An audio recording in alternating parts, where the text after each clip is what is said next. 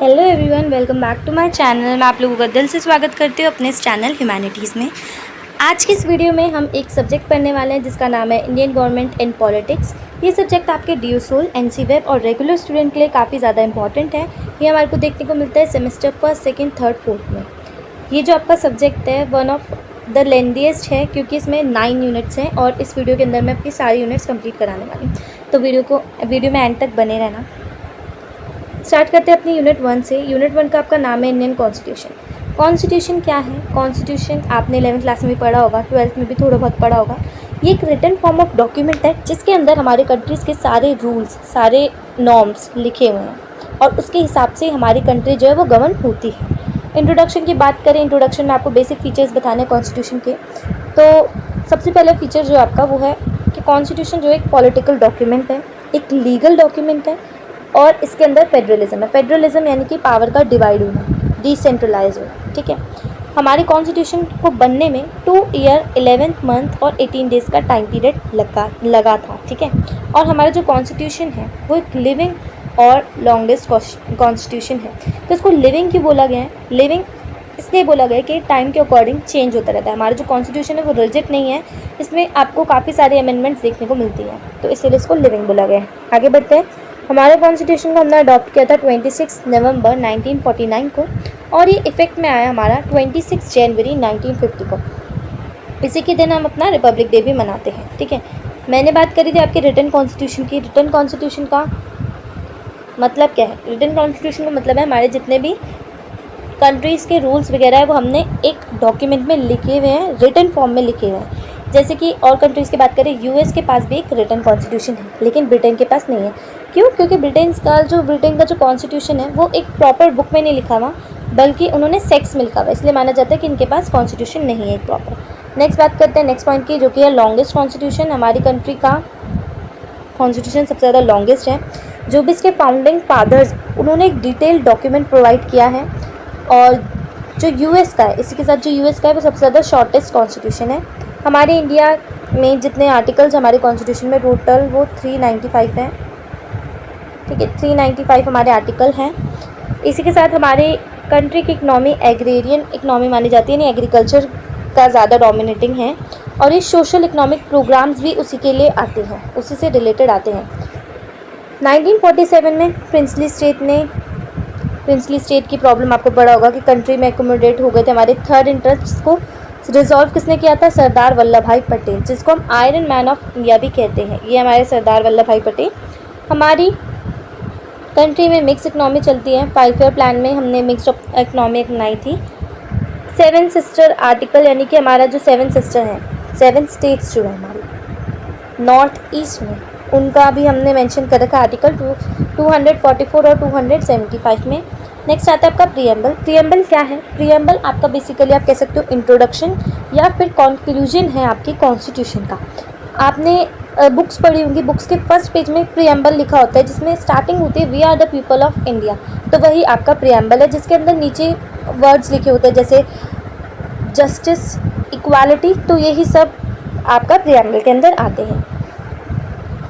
Next बात करते हैं इंडिया रिपब्लिक है, जहाँ पर इंडिया एक रिपब्लिक डेमोक्रेटिक कंट्री है, जहाँ पर जो हमारे लीडर्स हैं, जो भी हेड है, वो कौन इलेक्ट करते हैं? पीपल, हम खुद इलेक्ट करते हैं। नेक्स्ट आता है हमारा secular character of state. Secular क्या होता है? सेकुलरिज्म क्या होता है? यानी कि आपका जो स्टेट है वो सारे रिलीजन जितने भी है वो सारे इक्वल है, चाहे हिंदू, इस्लाम, क्रिश्चियनिटी, सिख हो, सारे रिलीजन जो है इक्वल है।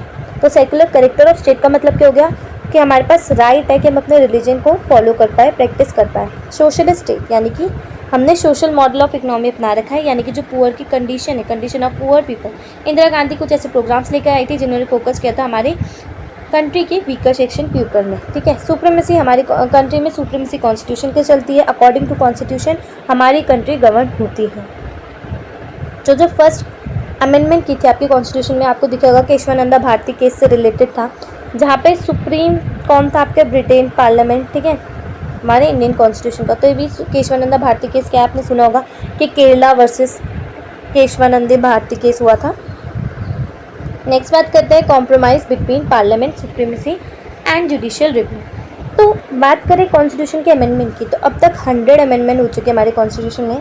कंट्री जो है वो स्ट्राइक करती है बैलेंस बनाने के बीच में, हमारे पार्लियामेंट और जुडिशरी के बीच में। एग्जाम्पल देखो आप, केशवानंदा भारती केस हो गया, चाहे गोखलानाथ केस हो गया, गोलाकांत केस हो गया, फिर शंकरी प्रसाद केस हो गया, ठीक है। तो हमारी अमेंडमेंट जो है 368 इंडिया के अंदर, इसमें क्या बताते हैं, ना ही पार्लियामेंट सुपीरियर है ना जुडिशरी सुपीरियर, हमारा कॉन्स्टिट्यूशन सुपीरियर। तो अगर आपसे कोई पूछे तो हमारी कंट्री में सुपीरियर कौन है, तो it's our constitution, not parliament और नॉट जुडिशरी। नेक्स्ट बात करते हैं, नेक्स्ट फीचर है हमारी कंट्री का, हमारे कॉन्स्टिट्यूशन का, that is the federal in form but unitary in spirit. इसका मतलब क्या है, फेडरल का मतलब होता है पावर का डिवाइड होना, कि हमारी कंट्री जो है वो डिसेंट्रलाइज है, हमारी पावर जो है वो ग्राउंड लेवल तक भी हमारे को डिवाइडेड देखने को मिलती है।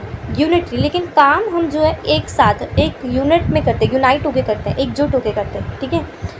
फेडरलिज्म जो है, फेडरेशन जो है वो हमने बोरोड किया था कनाडा से, ठीक है। इंडिया जो है वो ड्यूअल सेट ऑफ गवर्नमेंट है, जहाँ पे पावर डिवाइड है आपकी स्टेट और सेंट्रल के बीच में। इसी के साथ आप 7 शेड्यूल पढ़ोगे, जहाँ पे हमारी कंट्री की जो लिस्ट है वो 3 पार्ट्स में डिवाइड है, स्टेट, सेंटर और कॉन्करेंट। यानी कुछ सब्जेक्ट्स ऐसे होंगे जिसको स्टेट देखेगा, कुछ सब्जेक्ट ऐसे होंगे जिसको सेंट्रल देखेगा, सेंट्रल उसमें काम करेगी, और कुछ सब्जेक्ट ऐसे होंगे जिसमें दोनों काम करेंगे, जिसको हम कॉन्करेंट लिस्ट बोलते हैं। Next the supremacy of constitution. हमारे जो कंट्री है, ठीक है, उसमें जुडिशरी जो है वो इंडिपेंडेंट है, ठीक है। और अगर वहाँ के जो कुछ जजेस हैं और हमारे को उनको रिमूव करना है, तो हम इम्पीचमेंट के थ्रू उनको रिमूव कर सकते हैं, पार्लियामेंट में डिस्कशन करके। हमारा रिटन कॉन्स्टिट्यूशन है, पावर का डिवीज़न है। नेक्स्ट बात करते हैं फंडामेंटल राइट्स की। फंडामेंटल राइट्स क्या होते हैं, जो हमारे को कुछ ऐसे राइट्स होते हैं जो कि ज़रूरी होते हैं कंट्री में रहने के लिए, मतलब हमारे जीने के लिए कंट्री में, ठीक है। जो कि गारंटेड होते हैं हमारे कॉन्स्टिट्यूशन में। हमारे फंडामेंटल राइट्स 12 से 35 मार्क को देखने मिलते हैं। 12 to 35 में हमारा फंडामेंटल राइट ही है। चैप्टर 3 आप अब अगर अपने कॉन्स्टिट्यूशन का देखोगे तो वहाँ पे बहुत अच्छे से एक्सप्लेन करा हुआ है। 7 राइट्स हैं, अब 6 हो गए हैं। तो राइट टू प्रॉपर्टी जो है वो आपका हट चुका है आर्टिकल 44 में, अमेंडमेंट 44 में 1974 में आपका ये हट चुका है। तो कौन कौन से राइट है देख लेते हैं एक बारी। Right to equality, right to freedom, right against exploitation, right to freedom of religion, right to education, right to uncultural and right to property, and last right to constitutional remedy. यानी अगर ये वाला लास्ट राइट का मतलब क्या, अगर हमारा कोई भी राइट वॉलेंट होगा तो हमारे पास राइट है कि हम कोर्ट में जाके अपील करें। नेक्स्ट आता है आपका directive principle of state policy. तो एक सोशल इकोनॉमिक राइट है, यानी कि गारंटेड तो नहीं होता हमारे कॉन्स्टिट्यूशन में, बट एक ऐसे है कि आपको स्टेट को, ये कॉन्स्टिट्यूशन जो है स्टेट को वो प्रोवाइड कराता है कि आप कैसे वेलफेयर कर सकते हो अपने वीकर सेक्शंस का, या फिर अपने कंट्री को कैसे गवर्न कर सकते हो। तो ये उसके लिए बोला जाता है DPS, यानी कि जैसे कि आपको कुछ ऐसे प्रोग्राम्स लाने हैं जिससे वेलफेयर हो पूरी कंट्री का। नेक्स्ट आता है हमारा फंडामेंटल ड्यूटीज़। फंडामेंटल ड्यूटीज़ जो है वो हमारा पार्ट नहीं है कॉन्स्टिट्यूशन का, यानी कि कॉन्स्टिट्यूशन में मेंशन नहीं है, बट इसका थोड़ा डिस्कशन हो रखा है अमेंडमेंट 42 और आर्टिकल 51 में बताते हैं कि ड्यूटीज़ जो है इम्पॉर्टेंट है सिटीजन्स के लिए कंट्री में, क्योंकि ये एक राइट है जो कि ड्यूटीज़ जो वो हैंड टू हैंड जाती हैं, यानी कि एक एथिक्स है जो आप अपनी कंट्री के टूवर्ड्स आप शो कर सकते हो। कौन सी फंडामेंटल ड्यूटीज़ हैं, जैसे कि रिस्पेक्ट करना अपने नेशनल एंथम की, नेशनल फ्लैग की। तो ये कुछ आपका गारंटेड नहीं है। अगर ये राइट आपका फंडामेंटल ड्यूटीज़ जो है आपकी वॉलेंट होती है तो आप कोर्ट में जाके अपील नहीं कर सकते, ठीक है। नेक्स्ट हमारी बात करते हैं क्रिटिकल असेसमेंट करते हैं, यानी कि हमने इतनी अच्छी बातें बताई, थोड़ा इसका नेगेटिव भी बताते हैं, कॉन्स्टिट्यूशन के फीचर्स बताने, अब थोड़ा नेगेटिव बताते हैं हमने ड्रॉबैक्स क्या हैं कॉन्स्टिट्यूशन के, ठीक है। तो फर्स्ट है कॉन्स्टिट्यूशन जो हमारे इंडिया का वो बहुत लेंदी है, एक ह्यूज साइज है, इसको हम एलिफेंट साइज़ भी बोलते हैं। और दूसरा हमारा जो कॉन्स्टिट्यूशन है वो बोरोड है, यानी हमने दूसरी कंट्री से लिया हुआ है, हमारा खुद का नहीं है। नेक्स्ट ये सिर्फ जो है अंडरस्टैंडिंग सिर्फ समझ सकते हैं जो भी लॉयर्स वगैरह होते हैं कोर्ट में होते हैं, उन्हीं को ही समझ में आएगा, जो कि लीगल ह्यूमनीज होते हैं उन्हीं को समझ में आएगा। हमारे को नॉर्मल पर्सन के लिए बहुत ज़्यादा टफ है अपने कॉन्स्टिट्यूशन को समझना। नेक्स्ट हमारे कॉन्स्टिट्यूशन में फ्रीक्वेंटली अमेंडमेंट होती रहती है, ठीक है। तो एक फिक्स नहीं रहता, अभी कुछ चल रहा है तो नेक्स्ट थोड़ी देर में वो अमेंडमेंट हो जाएगी। नेक्स्ट बात करते हैं इंटरप्रिटेशंस ऑफ जुडिशरी। तो जो कोर्ट है वो कहता है कि पार्लियामेंट के पास राइट है अमेंड करने के लिए कि हमारे कॉन्स्टिट्यूशन को अमेंड करने के लिए, ठीक है। लेकिन यूनियन पार्लियामेंट के पास अनलिमिटेड पावर है अमेंड करने के लिए हमारे कॉन्स्टिट्यूशन को। अब तक अगर आप देखोगे तो हमारे 100 अमेंडमेंट्स हो चुकी हैं। कंक्लूजन क्या है?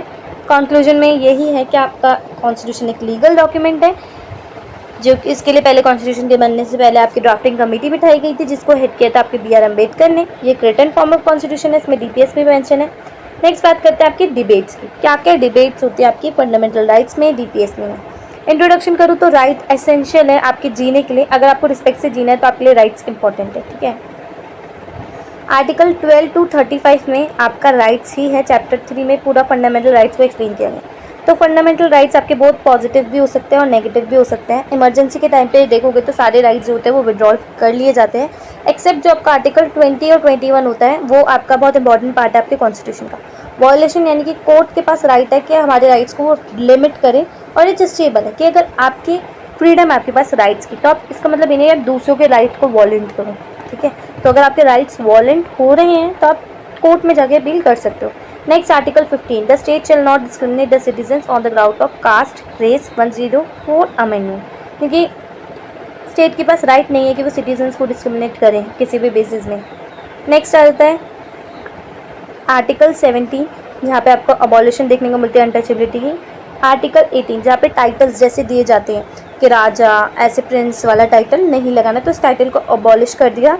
इसके अलावा जो आपका भारत रत्न है ये स्टार्ट कर दिया कि अब जो कोई अचीव करेगा, कुछ चीज़ अच्छी करेगा तो उसको अवार्ड दिया जाएगा। नेक्स्ट आता है आपका article 21, right to life. Next आता है आपका article 22, that is prevention detention.